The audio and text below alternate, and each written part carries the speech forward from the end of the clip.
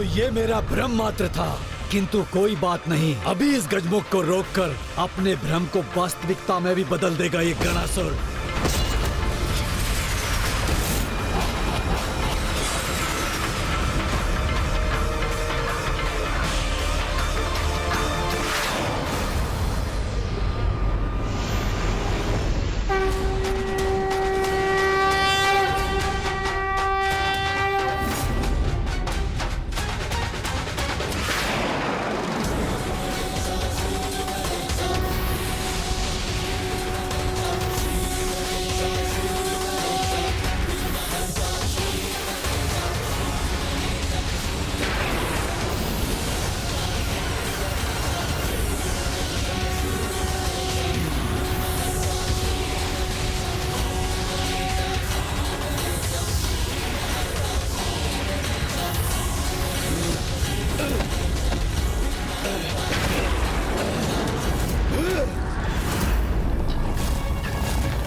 मेरे साथ ऐसी दृष्टता की तुमने, अब देखो उसका क्या दंड देता हूँ मैं तुम्हें। तुम्हारे अपराधों के दंड भुगतने का समय तो तुम्हारा है गणासुर।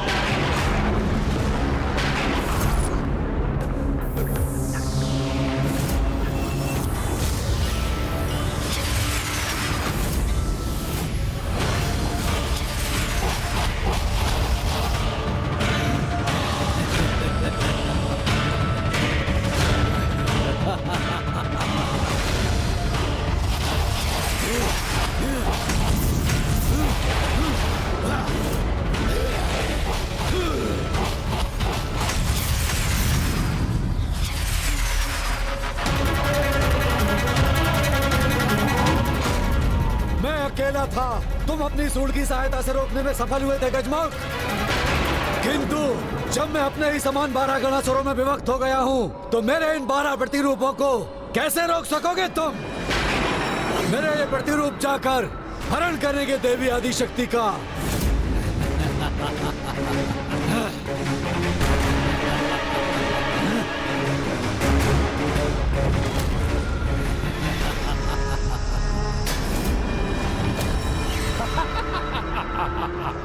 अब अवश्य सफल होगा गणासुर।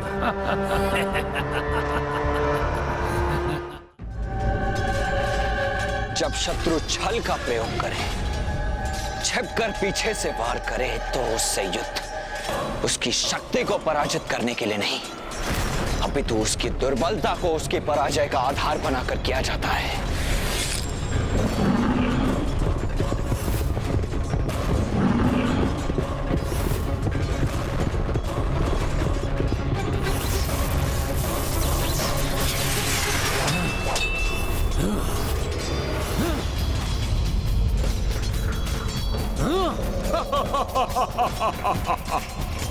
ये दुष्ट अपना विषैला द्रव्य बाहर फेंककर स्वयं पीछे हट रहा है, जिससे कि ये उसके संपर्क में ना है।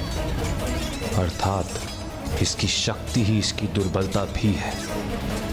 तो मुझे उसी को अस्त्र बनाकर इसे शीघ्र अतिशीघ्र पराजित करना होगा, क्योंकि सूर्यास्त में अब अधिक समय शेष नहीं है।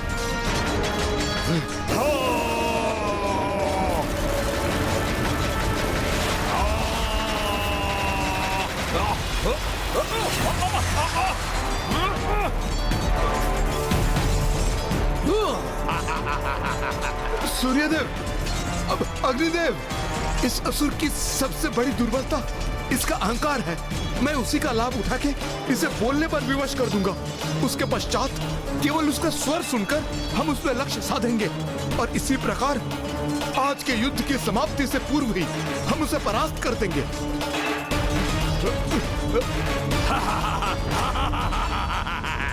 अरे ए विचल बुद्धि, लगता है तुम्हें केवल लुका छिपी की क्रीड़ा में ही आनंद प्राप्त होता है।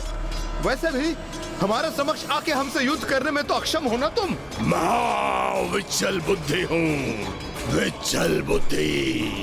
मेरी बुद्धि में जितना विष भरा है, उससे उत्पन्न छल का तुम सामना नहीं कर पाओगे। तुम्हें क्या प्रतीत हुआ कि तुम मुझे ऐसे उत्तेजित कर दोगे और मैं तुम्हारे समक्ष प्रस्तुत हो जाऊंगा? हाँ, कदापि नहीं, कदापि नहीं।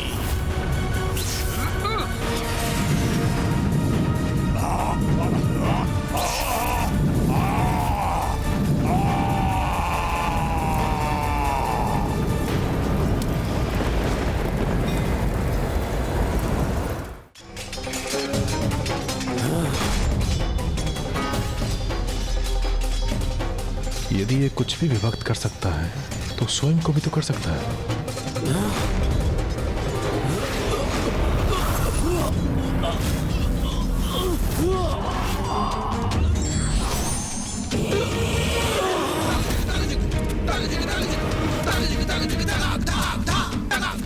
ये असुर कुछ भी करने के पूर्व उस पर पूर्ण विचार नहीं करता। यही इसकी सबसे बड़ी दुर्बलता है।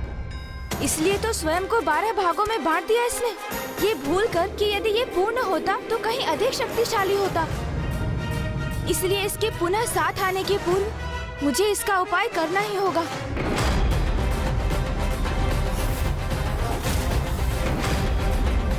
अब तुम अपने स्थान से तनिक भी हिले तो अंत हो जाएगा तुम्हारा दुष्ट।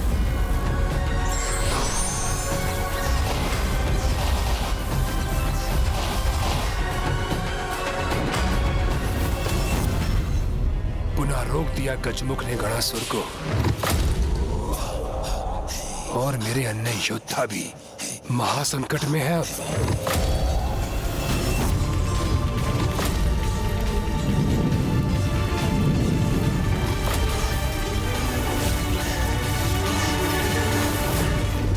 कहा था ना मैंने, आज सूर्यास्त से पूर्व ही तुम अपने काल के दर्शन करोगे। जय मां विंध्यवासिनी, जय मां आदिशक्ति।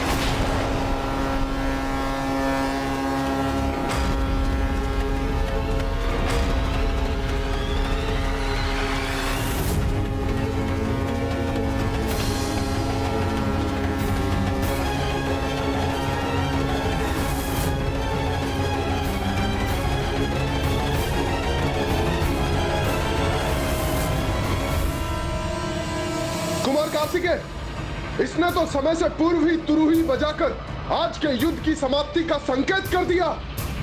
अब हम क्या करें?